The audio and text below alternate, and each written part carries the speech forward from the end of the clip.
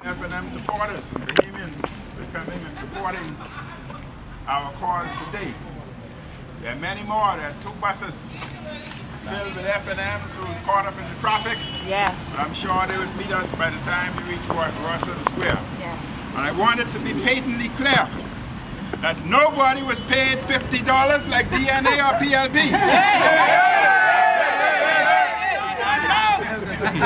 I wanted to make it patently clear that the FNM values the Bank of the Bahamas, Yeah. and recognizes it as a major financial institution and an important part of the financial landscape of the Bahamas. And that is why we are here today. Yes. The Bahamian people were shocked to learn that the government, which recently had to take on an additional $100 million in contingent debt liability to prop up the Bank of the Bahamas, used its voting power to ensure the re-election of the same managers and directors who drove the bank into the ditch. The government has portrayed the public trust, betrayed the public trust, and has failed to protect the people's money by its inept handling of the Bank of the Bahamas crisis. I wish, on behalf of the Free National Movement and all the Bahamians, to register our deep concern for the mismanagement of affairs of the Bank of the Bahamas. This PLP government continues to show a lack of leadership.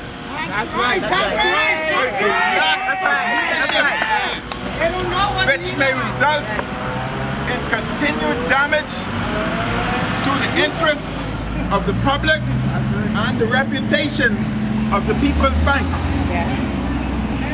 The public trust and confidence will not be fully restored by allowing the present leadership of the bank to plan or repair the damage which they themselves must take full responsibility for.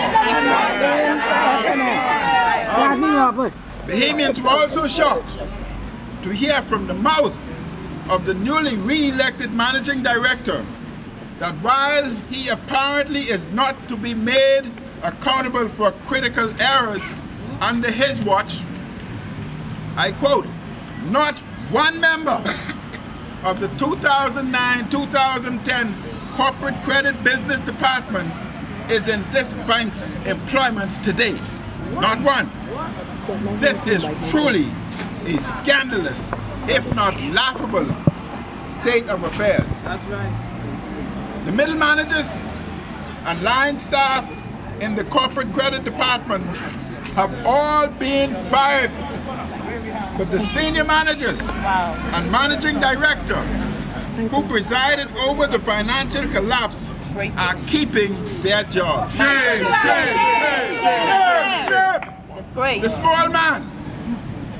The small man is made to bite the dust, while the well-connected cronies of politicians are still sitting pretty. This development is utterly unacceptable. That's correct. This is an abuse of confidence and an abuse of power. The entire leadership and senior management of the Bank of the Bahamas must do the honorable thing, the necessary thing, and resign forthwith. They do not resign. The government must show leadership and fire them immediately. We have assembled here at the People's Bank to declare with one loud voice that enough is enough. Enough is enough. The government must act And they must act now. Yes. The use of government voting power to prop up failed leadership in the bank is totally unacceptable. And stop blaming. When the Bahamian taxpayers have been made to swallow a $100 million increase in the public debt load in order to prop up the same bank. The bank's present leadership must go. Oh, yes. And they must go now. No. It is unacceptable that those who oversaw the bank's record losses should be allowed to remain to the detriment of that organization and good reputation of the Bahamas. Yes. What about the employees? What about the employees and the depositors? And B, the shareholders. Yeah, that's right. Who is looking out for them? That's right. And us? The failed leadership of the Bank of the Bahamas was mandated to produce a recovery plan by the end of December 2014. Nothing has yet been produced. Nothing. I ask, where is the strategic plan? Where is the plan? No plan. What is the plan? No plan. No plan. Moving forward to ensure the bank's recovery and profitability. We therefore call on the government to immediately call for and achieve the immediate resignation of the managing director, chairman of the board of directors, all board members involved, and senior management of the Bank of the Bahamas.